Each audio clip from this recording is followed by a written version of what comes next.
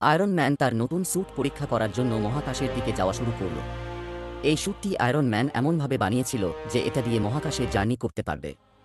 Iron man যখন পৃথিবীর মাধ্যাকর্ষক শক্তি থেকে বেরিয়ে অনেকটা দূরে চলে গেছে এবং পৃথিবীটা তখন ছোট লাগছে, সেই সময় হঠাৎ করে একটা আলোক ছটা দেখে দাঁড়িয়ে পড়ল।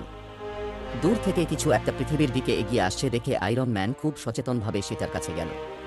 আয়রন ম্যান দেখলেও সেখানে একটা এলিয়েন, এবং এলিয়েনটা আয়রন ম্যানকে দেখা মাত্রই আয়রন ম্যানের ছটের মতো আকার ধারণ করে নিল। নিজের রূপটাকে বদলে আয়রন ম্যানের মতো হয়ে গিয়েছে। আয়রন ম্যানে সমস্ত পাওয়ার ও ব্যবহার করতে পারছে। আয়রন ম্যান কিছু বলবে তার আগেই সেই এলিয়েনটা তার উপর অ্যাটাক করল এবং আয়রন ম্যানকে সে বলতে থাকলো যে আমি পৃথিবীতে গিয়ে সবাইকে ধ্বংস করে দেব। এরপর তাদের মধ্যে খুব যুদ্ধ শুরু হলো এবং আয়রন ম্যান তার সমস্ত শক্তি নিয়ে চেষ্টা করল সেই এলিয়েনটাকে মেরে ফেলার, কিন্তু এলিয়েনটাও তার সাথে পাল্লা দিয়ে যুদ্ধ করতে লাগলো।